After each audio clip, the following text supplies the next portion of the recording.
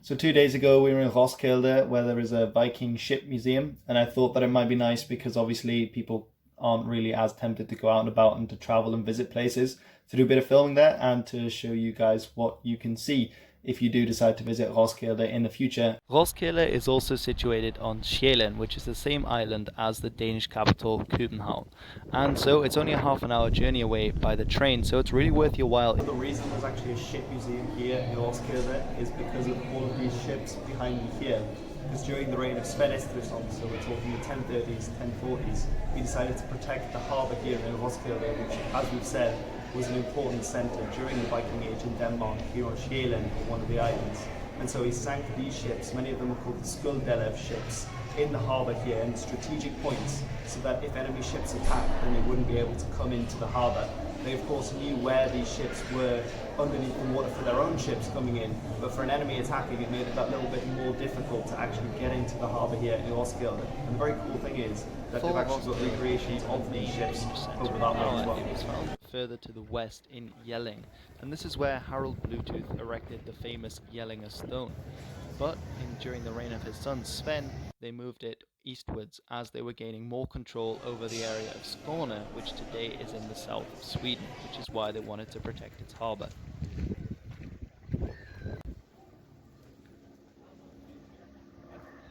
So this type of ship is one of the smaller warships you find in a fleet. It only holds about 30 warriors, it's about 13 oars each side.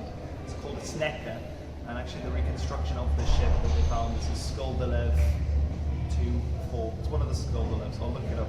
But the reconstruction they made is called the Hellige Ask, which I think is modern Danish, horribly mispronounced of course, meaning the holy ash. And the reason is that a lot of the wood that they used was oak wood, and sometimes they'd reinforce with pine and with ash if they could.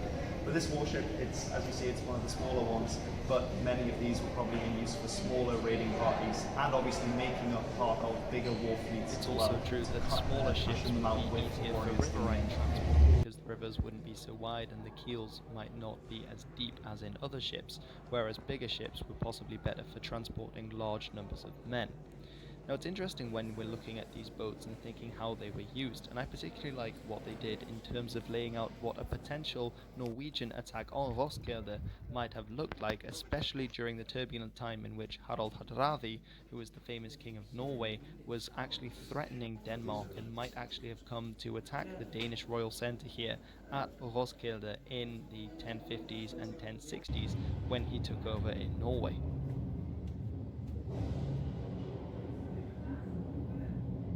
So, interesting array of coins we have here. The one on the left from Dorestad, so that was in Frisia. It's one of the biggest mints at the time. It's Louis the Peaceful on there, and clearly in the style of a Roman emperor with the laurel leaf. The Franks were very much trying to emanate that. Now this next one's very interesting, and actually some have theorized that this ship, because clearly it's a very different shape to the kind of ships the Vikings were making, even their merchant ships, that it might actually be a kind of Frisian ship on there. That's been one theory anyway, and it's from Hedeby. So further south in Denmark on Jylland. Now this next one from Birka, so the Swedish. I'm not actually sure what that's portraying, maybe 2 chickens, 2 eagles, 2 roosters, something like that. And then this one obviously is an Arabic dirham. So the coins they were minting in places like Baghdad in Syria, some in North Africa, but I think this will probably be from closer to the heart of the Caliphate at the time, and found in Bornholm. And that island has an awful lot of hoards that were found, so clearly a very important trading island in the Baltic. What's also great is that alongside this lovely little replica of the Jelling runestone that you can see here that I got in the gift shop, you can also actually buy, for my fellow coin enthusiasts, little replica coins. So I got 3 of these, spending all my pocket money at once.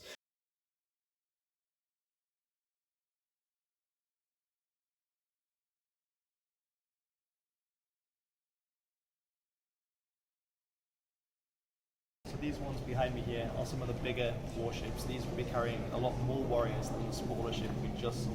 So this one here is actually a very special ship. This one is the Skuldelev 2, and they made a very successful model of this, which they called the Havhingsten in Danish. And the Hingsten part is related to a word you might know if you're an Anglo-Saxon fan, it's hengest, and this means stallion.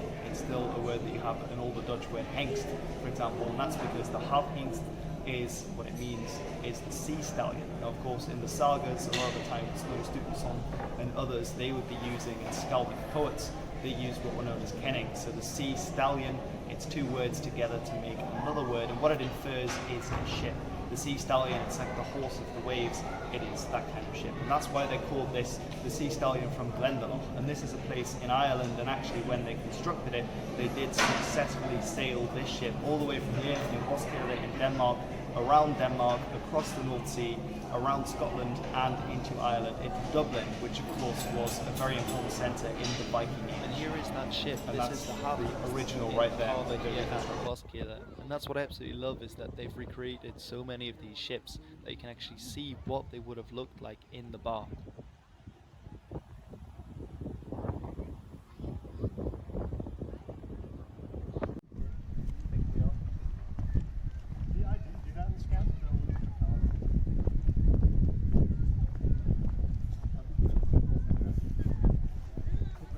This, and you can feel the swell and the sway below you. Actually get some kind of idea what it would have been like on such a journey, because we tend to talk about Viking raids quite a lot and we imagine them going over the ocean, but we've actually stopped to think about what that would be like.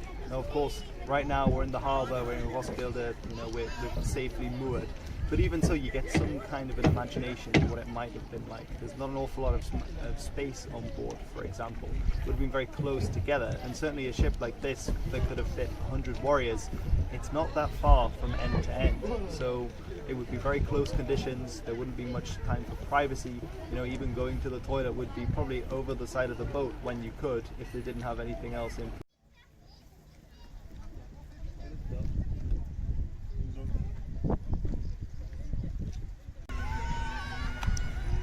Actually kiss it, Corona. Ah! Go. Take two.